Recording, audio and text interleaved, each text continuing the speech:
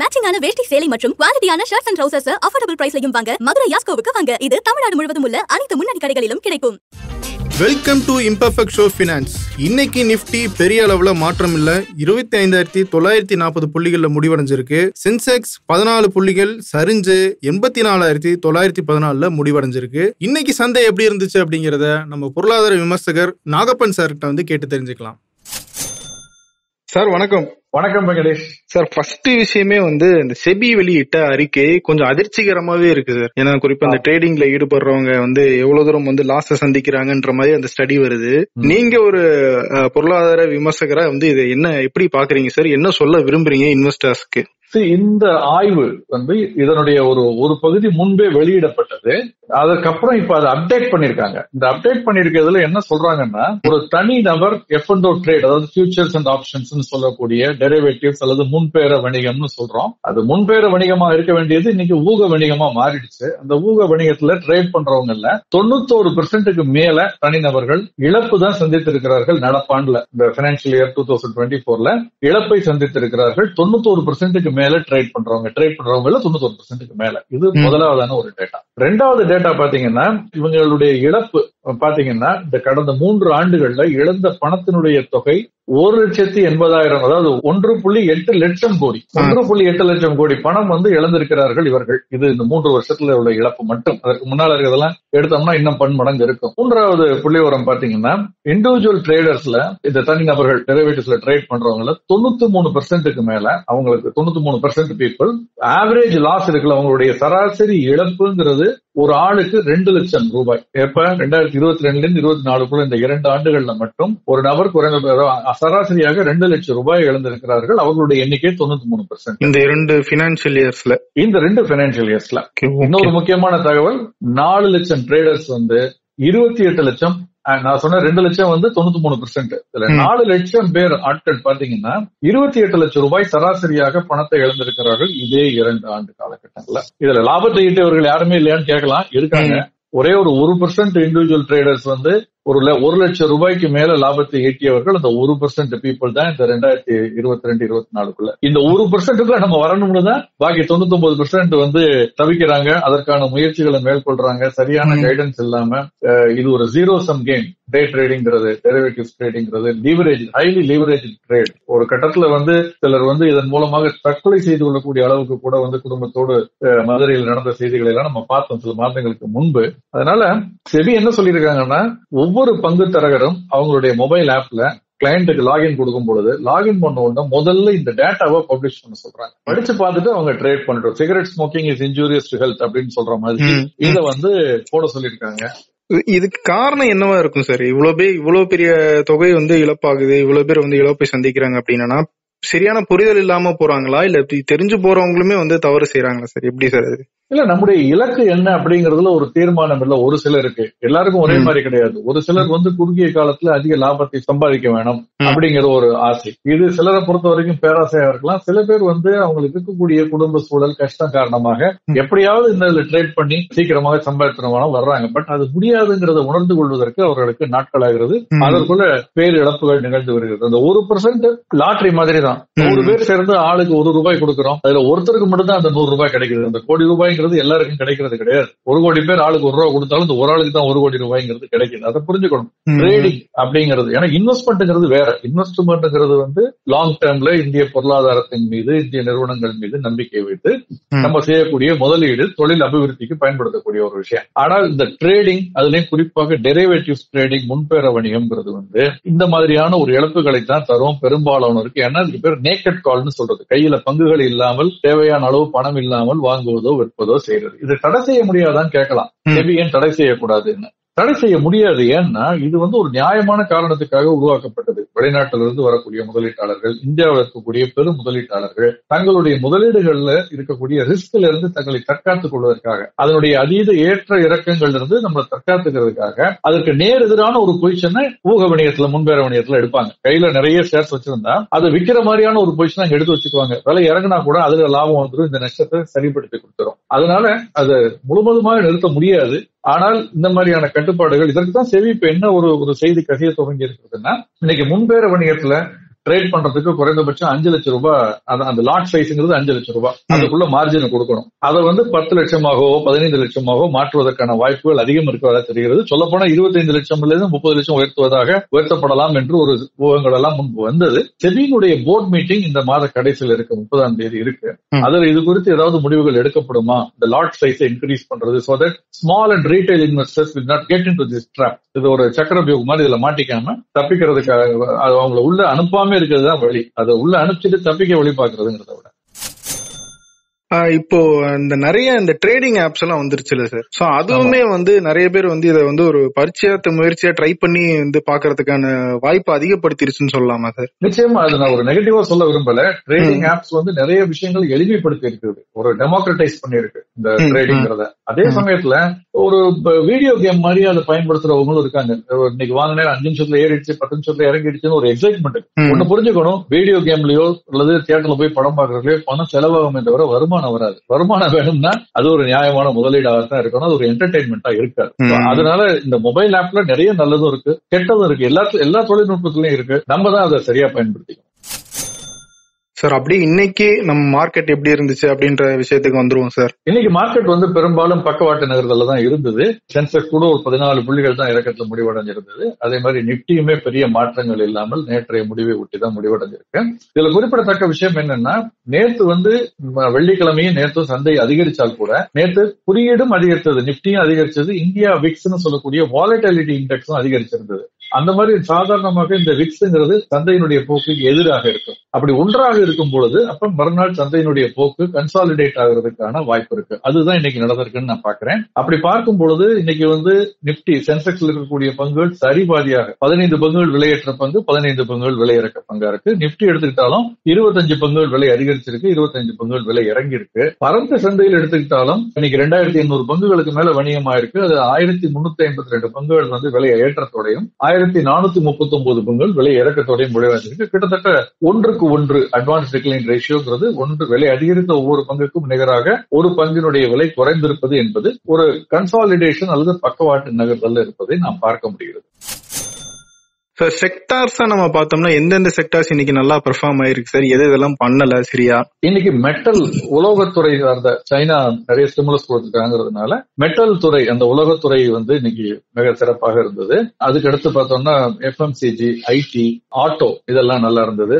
FMCG நெகட்டிவா இருந்தது, auto நல்லா இருந்தது, அதே மாதிரி பார்மா நல்லா இருந்தது. இதுல குறிப்பாக மெட்டல் உலோகத்துறை இன்னைக்கு வந்து அந்த குறியீட்டில் இருக்கக்கூடிய 15 பங்குகளும் இன்னைக்கு விலை ஏறி முடிவடைஞ்சிருந்திருக்கு. Nalco, Tata Steel, Hindalco, NMDC, Vedanta, Hindustan Copper, SAIL, Jindal Steel எல்லாமே. காரணம் என்னன்னா, சைனா வந்து அவங்களுடைய பொருளாதாரத்தை வந்து ஊக்குவிப்பதற்காக, ஏன்னா அங்க வந்து ஒரு தேக்க நிலையை நோக்கி போய்கிட்டு இருக்கு. அப்ப அந்த அவங்களுடைய மத்திய வங்கி, ரிசர்வ் வங்கி, அவங்களுடைய வங்கி வந்து பீப்புள்ஸ் பேங்க், அவங்க என்ன சொல்லியிருக்காங்கன்னா, வட்டி விகிதத்தை குறைப்பதற்கும் அதே மாதிரி வங்கிகளுடைய கேஷ் ரிசர்வ் சொல்லுவோம், அந்த ரிசர்வ் ரேஷியோ குறைப்பதற்கும் தொழில்துறையை ஊக்கப்படுத்துவதற்குமான நடவடிக்கைகள் விரைவில் மேற்கொள்ளப்படும்னு சொல்லியிருந்தாங்க. சைனா வந்து ஒரு மிகப்பெரிய சந்தை. சைனாவும் அந்த சந்தையே வீழ்ந்து போனால் அது அவங்க கையில இருக்கக்கூடிய உபரி ப்ராடக்ட் மார்க்கெட்ல இது பண்ணும் பொழுது, டம்ப் பண்ணும் பொழுது ஒரு பக்கம் நமக்கு நல்லதுனாலும் இன்னொரு பக்கம் ஒரு பெரிய தேக்க நிலையை ஏற்படுத்திவிடும். அதனால இப்ப சைனாவுடைய பொருளாதாரத்தை ஊக்குவிப்பதற்கான நடவடிக்கைகள் இறங்கி இருக்குதுன்னு ஒண்ணு. மெட்டல் ஸ்டாக்ஸ் எல்லாம் அதன் காரணமாக இன்னைக்கு ஒரு கணிசமான ஏற்றத்தை பார்த்தது.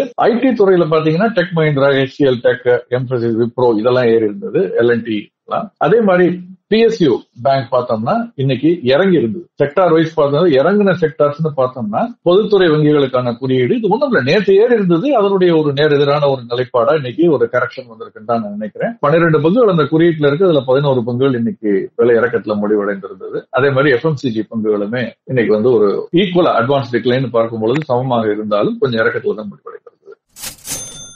சார் இப்போ ஸ்டாக்ஸை பொறுத்த வரைக்கும் அந்த IEX ஷேர்ஸ் வந்து இறங்கி இருக்கு அப்படின்னு ஒரு ரிப்போர்ட் வந்திருக்கு. என்ன காரணம் சார் அது? அது இந்தியன் எனர்ஜி எக்ஸ்சேஞ்ச் அப்படின்னு சொல்லக்கூடிய அந்த நிறுவனத்தினுடைய பங்குகள் இன்னைக்கு பங்கு சந்தையில் பட்டியலிடப்பட்டிருக்கக்கூடிய ஒரு நம்ம ஸ்டாக் எக்ஸ்சேஞ்ச்னா ஷேர்ஸ் ட்ரேட் பண்ணக்கூடியது, ஸ்டாக் அண்ட் ஷேர்ஸ் ட்ரேட் பண்றது ஸ்டாக் எக்ஸ்சேஞ்ச் சொல்றோம். கோல்டு, சில்வர், க்ரூட் எல்லாம் ட்ரேட் ஆகிற கமாடிட்டிஸ் ட்ரேட் ஆகிறது கமாடிட்டிஸ் எக்ஸ்சேஞ்ச் சொல்றோம். இந்த மாதிரி எனர்ஜி, கரண்ட், எலக்ட்ரிசிட்டி ட்ரேட் ஆகக்கூடியது உபரி வைத்திருப்பவர்கள் விற்கலாம். சர்ப்ளஸ் ப்ரொடியூஸ் பண்றவங்க சோலார்ல, விண்ட் எனர்ஜில அல்லது மாநிலங்கள் கூட விற்கலாம். தேவைப்படுறவங்க, ஷார்டேஜ்ல இருக்கவங்க வாங்கிக்கலாம். அப்ப அதுக்கு ஒரு மீட்டிங் பாயிண்டாக இந்த இந்தியன் எனர்ஜி எக்ஸ்சேஞ்சுங்கிறது இருக்கு. இந்தியாவை பொறுத்தவரை இந்த மாதிரி வந்து சென்ட்ரல் எலக்ட்ரிசிட்டி ரெகுலேட்டரி கமிஷன் இருக்கு, நம்ம செபி மாதிரி. அதுக்கு அவங்க வந்து அவங்களுடைய ரெகுலேட் பண்ணக்கூடிய 3 மேஜர் பவர் எக்ஸ்சேஞ்ச் இருக்குது. ஓகே, அந்த 3 பவர் எக்ஸ்சேஞ்ச்ல இது ஒண்ணு. இந்த ஹிந்துஸ்தான் பவர் எக்ஸ்சேஞ்ச் ஒண்ணு இருக்கு, பவர் எக்ஸ்சேஞ்ச் ஆஃப் இந்தியான்னு இருக்கு, இந்தியன் எனர்ஜி எக்ஸ்சேஞ்ச் இருக்கு. இன்னைக்கு இது இறங்குனதுக்கு 12% இறங்கி இருக்கு இந்த பங்குகள். 12% இறங்குனதுக்கு என்ன காரணம் அப்படின்னு பாத்தீங்கன்னா, இன்னைக்கு தேதிக்கு இது கிட்டத்தட்ட மொனோபொலியா இருக்குது. மற்ற 2 கூட இது வந்து எப்படி என்எஸ்சி ஒரு கிட்டத்தட்ட மொனோபொலி மாதிரி இருக்கும், பிஎஸ்சியை தாண்டி அது மாதிரி இது இருக்குது. பட் ஒரு நியூஸ் என்ன வந்திருக்கு அப்படின்னா, ஒரு எக்ஸ்சேஞ்ச்ல, அதாவது ஒரு எக்ஸ்சேஞ்ச்ல இருக்கக்கூடிய பவர் உபரியாக இருந்தால் இன்னொரு எக்ஸ்சேஞ்ச்ல வந்து மாத்தி விட்டுக்கலாம். இப்ப ஸ்டாக் எக்ஸ்சேஞ்ச் எடுத்துக்கிட்டோம்னா பிஎஸ்சில இருக்கவங்க பிஎஸ்சில வாங்கலாம், என்எஸ்சில இருக்கு என்எஸ்சில தான் வாங்கலாம். ஆனால் அதை மாத்தி சில ஆண்டுகளுக்கு முன்பு ஸ்மார்ட் ஆர்டர் ரூட்டிங்னு கொண்டு வந்தாங்க. ஸ்மார்ட் ஆர்டர் ரூட்டிங்னு சொல்றது என்னன்னா, நீங்க ஒரு 1000 பங்குகளை வாங்கணும்னு நினைக்கிறீங்க, 2950 ரூபாய்க்கு வந்து என்எஸ்சில கிடைக்குது, 2949க்கு பிஎஸ்சில கிடைக்குதுன்னா, நீங்க இந்த 1000 பங்குகளுக்கான ஆர்டரை என்எஸ்சில போட்டா கூட பிஎஸ்சில இருந்து முதல்ல அந்த 500 பங்குகளை வாங்கிடும் 2540 குறைந்த விலையில கிடைக்கிறதுனால. அதற்கப்புறம் கிடைக்கலைன்னா என்எஸ்சில வந்து வாங்கும். சோ இது வந்து இந்த smart order routing software install பண்ணிட்டா நம்ம மொத்தமா ஆர்டர் போட்டோம்னா எந்த எக்ஸ்சேஞ்சில நமக்கு குறைந்த விலை கிடைக்கிறதோ அங்க வாங்குவோம், எந்த எக்ஸ்சேஞ்சில அதிக விலை கிடைக்கிறதோ அங்க விற்க போனோம்னா நமக்கு முதலீட்டாளருக்கு இது ஒரு நல்ல விஷயம். இதே மாதிரி இப்ப ஐஎக்ஸ்லயும் வந்து இது மாதிரி ஒரு விஷயத்த கொண்டு வருவதற்காக, அதாவது மார்க்கெட் கப்ளிங்னு சொல்றாங்க. அந்த மார்க்கெட் கப்ளிங்னு அதை கொண்டு வந்தாங்கன்னா ஒரு யூனிஃபார்ம் மார்க்கெட் கிளியரிங் பிரைஸ் வரும் 3 எக்ஸ்சேஞ்சுக்கும் ஒரு காமனான. ஏன்னா இன்னைக்கு என்னன்னா, ஒரு எக்ஸ்சேஞ்சில வந்து 16 ரூபாய் இருக்கும், இன்னொரு எக்ஸ்சேஞ்சில 12 ரூபாய் இருக்கும், இன்னொரு எக்ஸ்சேஞ்சில 8 ரூபாய் கூட இருக்கலாம். ஒரு குறிப்பிட்ட நேரத்துக்கு தகுந்த மாதிரி இந்த பிரைஸ் இது மாறும். டிமாண்ட் ரொம்ப ஜாஸ்தியா இருக்குது சாயங்காலங்கள்ல, அப்ப விலை கூட இருக்கும். மதிய நேரங்கள்ல குறைவாக இருக்கலாம், அதிகாலையில இன்னும் குறைவா இருக்கலாம். இப்ப இந்த எக்ஸ்சேஞ்சில எந்த எக்ஸ்சேஞ்சில ஆர்டர் போட்டாலும் இன்னொரு எக்ஸ்சேஞ்சில எக்ஸிக்யூட் ஆகும், பெஸ்ட் எங்க கிடைக்குதோ அங்கே எக்ஸிக்யூட் ஆகும் அப்படின்னு சொல்ற மாதிரியான ஒரு இதை இப்படி கொண்டு வரும்பொழுது என்ன ஆகும்னா, இந்த ஐஎக்ஸ் மொனோபொலி கொஞ்சம் அடிபட வாய்ப்பு இருக்கு. ஸ்மார்ட் ஆர்டர் ரூட்டிங் வந்ததுக்கு அப்புறமே பிஎஸ்சி கிட்டத்தட்ட அழிந்து போகக்கூடிய நிலையில் இருந்தது. அது ஒரு காரணம் வந்து இன்னைக்கு அது வந்து கொஞ்சம் தப்பித்து வந்திருப்பது. அது மாதிரி வரும்பொழுது இது வந்து ஒரு சின்ன நெகட்டிவான நியூஸ் சொல்லலாம். ஒட்டுமொத்த பொருளாதாரத்திற்கு, மாநிலங்களுக்கு, நுகர்வோருக்கு நல்லதுனாலும் இந்த எக்ஸ்சேஞ்சை பொறுத்த வரைக்கும் இது வந்து ஸ்லைட்லி ஒரு நெகட்டிவ் நியூஸாக சந்தையால் கருதப்படுகிறது. அதே மாதிரி இன்னொரு விஷயம் சொல்லணும், ரிலையன்ஸ் பவர், நீங்க எனர்ஜியை பத்தி பேசணும்னா கடந்த 2-3 நாட்களாகவே நம்ம அதை பத்தி பேசிட்டு இருக்கோம். ஏன்னா அவங்களுடைய கடன்களை எல்லாம் அவங்க வந்து அடைத்து விட்டார்கள்.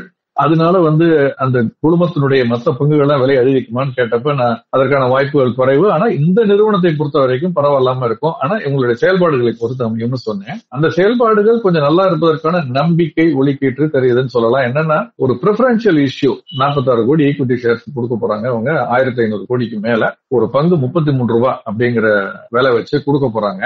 மார்க்கெட்ல 40 ரூபாய் இருக்கு, அதோட டிஸ்கவுண்ட்னாலுமே அதுக்கு முன்னாடி இது ரொம்ப குறைவா இருந்த விலை தான். அது ஏறி வந்ததுனால நமக்கு இது குறைவா தெரியுது.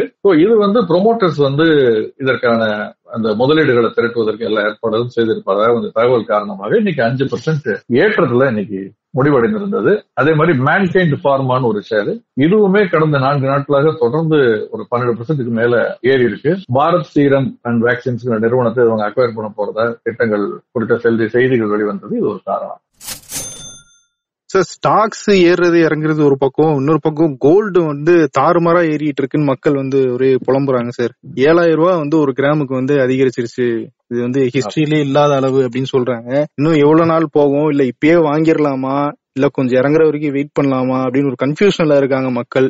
இல்ல, இது வந்து நான் தொடர்ந்து கடந்த 2 வாரமா நம்ம சொல்லிட்டு இருக்க விஷயம். தங்கம் வந்து முன்ன எப்போதும் இல்லாத ஒரு புதிய உச்சத்தை சர்வதேச சந்தையில போன வாரத்துக்கு முந்தின வாரத்துல இருந்தே தொட ஆரம்பிச்சு $2500 தாண்டியது. இந்த ஆண்டு மட்டும் 25% மேல, கிட்டத்தட்ட 30% வரைக்கும் கூட வந்து சொல்லலாம். அந்த அளவுக்கு வந்து சர்வதேச சந்தையில அதிகரிச்சிருக்கு. இப்ப கூட $2652 வணிகம் நடந்துகிட்டு இருக்கு. வெள்ளியுமே வந்து திரும்ப $31 மேல வந்துருக்கு. அதனுடைய தாக்கத்தை நம்ம இங்க பாக்குறோம். கோல்டு வந்து 0.5% 74,600 தாண்டி, அதாவது நான் சொல்றது வந்து பியூர் கோல்டு, அது வந்து 10 கிராம் அப்படிங்கிறது MCXல முன்பேற வர்த்தகத்துல நடக்கிறது. அக்டோபர் மாத ஒப்பந்தம். சில்வர் வந்து பாத்தீங்கன்னா டிசம்பர் மாத ஒப்பந்தம் 0.5% ஏறி திரும்ப 90,000 கிட்ட வந்துட்டு இருக்கு, 89,800 ரூபாய் கிட்ட. இந்த போக்கு தொடர்வதற்கான வாய்ப்புகள் தான் அதிகம். ஏன்னா டாலருக்கு எதிரான ஒரு மாற்று ஒரு தங்களை பாதுகாத்துக் கொள்வதற்கு, ஏன்னா டாலருடைய மதிப்பு மெல்ல மெல்ல குறைய துவங்குகிறது, அதனுடைய மதிப்பு மங்க துவங்குகிறது. சர்வதேச சந்தையில டாலர் இண்டெக்ஸ் எடுத்தோம்னா அது வந்து மாறிக்கிட்டு இருக்கு, வீக் ஆகிட்டு இருக்கு. சோ அப்ப தங்களை ப்ரொடெக்ட் பண்றதுக்காக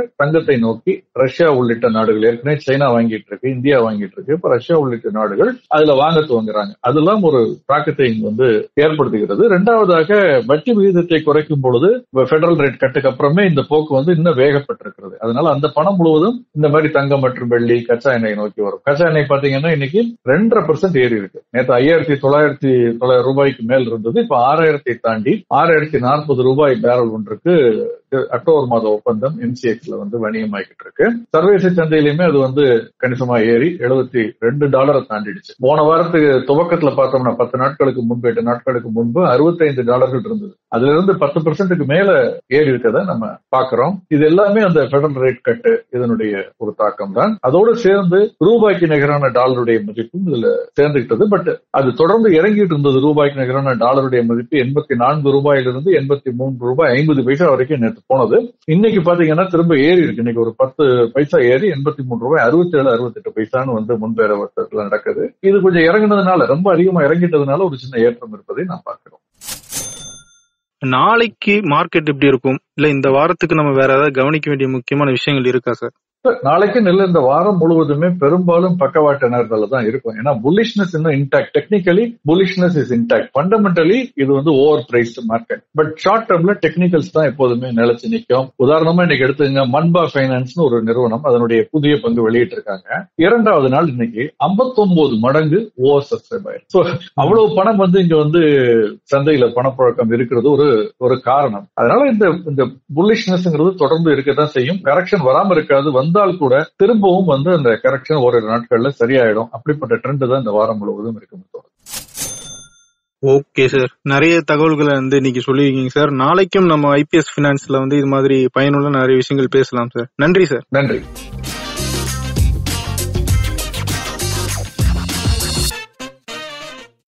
வேட்டி சேலைய மேட்சிங்லயும் மற்றும் குவாலிட்டியான ஷர்ட்ஸ் அண்ட் ட்ரவுசர்ஸ் அஃபோர்டபிள் பிரைஸ்லயும் வாங்கணுமா? அப்போ மதுரை யாஸ்கோவின் ஷர்ட்ஸ் அண்ட் ட்ரவுசர்ஸ்ல தான் வாங்கணும். இது தமிழ்நாடு முழுவதும் உள்ள அனைத்து முன்னணி கடைகளிலும் கிடைக்கும். உனக்கும் எனக்கும் வேஷ்டியும் சேலையும் இனி என்றும் ஒன்றாய்.